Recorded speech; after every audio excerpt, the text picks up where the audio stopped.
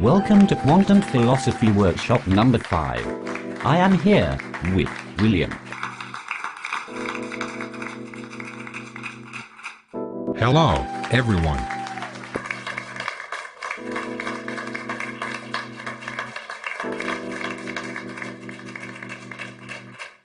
Today William is going to go into further detail about the philosophy. If you have already purchased the book, this section will help to further clarify some of the concepts. I hope you have your thinking caps on. Today, I'm going to talk more about reality.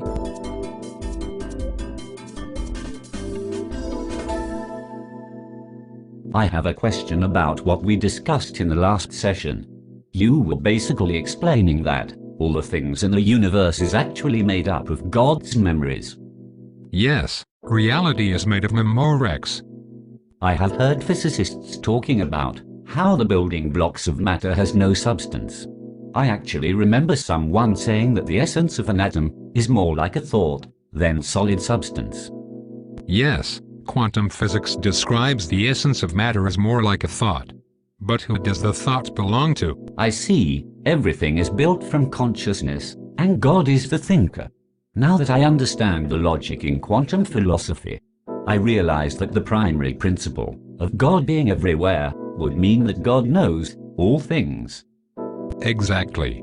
Now you are getting it. This means that God knows my thoughts. This is true, so what is your question? When you said that God's thoughts are so vivid that they manifest into solid reality, I started to wonder what happens when God remembers my thoughts. What I mean is, if I think of a horrible place, does it manifest into reality? True, God does not have a brain to harbor thoughts like we do, but any thought small enough to be conjured up by man manifest back into reality, but God places this manifestation back into the mind of the thinker. Wow. This means that my thoughts, after they have been manifested back into my mind from the divine, are as real as reality. Yes, but time plays no part in it. This means as you think of this horrible place, God is manifesting it back into your mind simultaneously. This is why it is better to practice having positive thoughts. I want you to understand that these type of thoughts do not have a permanent effect on reality, like the way that God's divine thoughts do. Everything is made by the same substance as your thoughts, but divine thoughts actualizes. That's a relief. If the opposite were true, the universe would be a truly horrible place. Here is an analogy. First, let's say that this room has the same abilities as the holodeck on Star Trek. This means this room has the ability to project 3D images. I remember the holodeck on Star Trek. I always wanted to know what it would be like to be inside one. This holodeck only works with non-physical beings. This means that while you are in this room, you have no eyes. Oh yeah, you also have no ears, or any other body part. The only thing you have is your awareness. Okay, I get it. But I don't get it. How can I think without a brain? In quantum philosophy, there exists only one consciousness. This consciousness has multiple views. Quantum philosophy calls this the multiplayer. When you meditate intensely, you may be able to identify your essence. Your essence is the same with or without your brain. Does this mean that my essence is God? Yes, according to quantum philosophy, your essence is God, but that does not say much, because God is all things. This is why we must claim ourselves as individuals. Basically, my perception separates me from all things. We are a specific viewpoint of God's perception. The algorithms that combine to create me makes me an individual. In the end, the algorithms will vanish, and only God will remain, with all my memories intact. This is ascension. The day that I awake is the ultimate stage of enlightenment. This analogy will help you to identify reality and the fullness of what you are as an unique individual. Okay, so the only thing that is in this holodeck is my consciousness. Let's also say that your consciousness feels this room to the point that you cannot move. Remember, in reality there is no motion.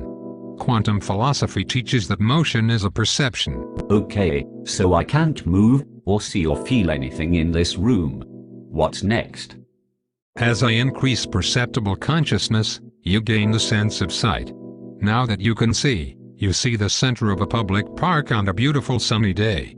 There is a man walking a dog, and lots of birds in the trees. These images do not influence your perception of truth. You understand that this park is pure energy. You understand that you are in a holodeck which is projecting these 3D images. Okay, I can see that. Birds flying, and a man walking his dog. As I increase more perceptible consciousness, you gain the ability to smell. You smell the scent of the flowers in the breeze, and the cologne that the man is wearing. You enjoy the smell, and it makes you want to experience more. I'm really getting into this. Smells like Burberry cologne. As you decide that you are going to move closer to a flower, I add more perceptible consciousness, giving you the sense of motion. By the way, I am the holodeck. I have the ability to seamlessly anticipate your desire to move, and I respond by giving you just the right amount of perceptible consciousness to carry out your motions. Okay, so now I can see, smell, and move anywhere that I wish. What is next? You experience new sensations when you smell new things. You start to run fast. You look in the distance, and notice that the trees start to look smaller. This happens because I give you more perceptible consciousness of the distance than of the trees. But when you start to believe that this manipulation of energy is actually you moving from one place to another, you have completely lost your bearings on truth. You have actually never moved. Your consciousness is just perceiving different images and sensations while you are engaged in this holodeck program. I now understand how perceptible consciousness helps to prove that motion is a perceptual experience. I increase more perceptible consciousness to enhance your experience. Now you have the ability to feel the breeze on your body. It is much warmer than you expected. Part of your focus is concentrating on your motor skills. Another part of your focus is concentrating on the sensations on your body. I get it. This means that I am no longer fully focused on the fact that I am in a holodeck program. Exactly. In the program, you go to see if you can drive a parked car, you try to open the door, and you see paws instead of hands. You notice in the reflection of the car window that you are a dog. While you are enjoying being a dog, a bird comes and lands on your head. You think that it's funny. Wow. So I'm a dog.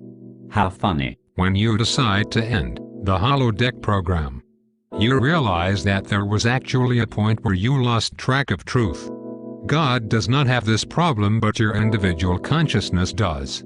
When you start a new program, this time you are in a tree, you notice that there is a peculiar-looking dog trying to open a car door.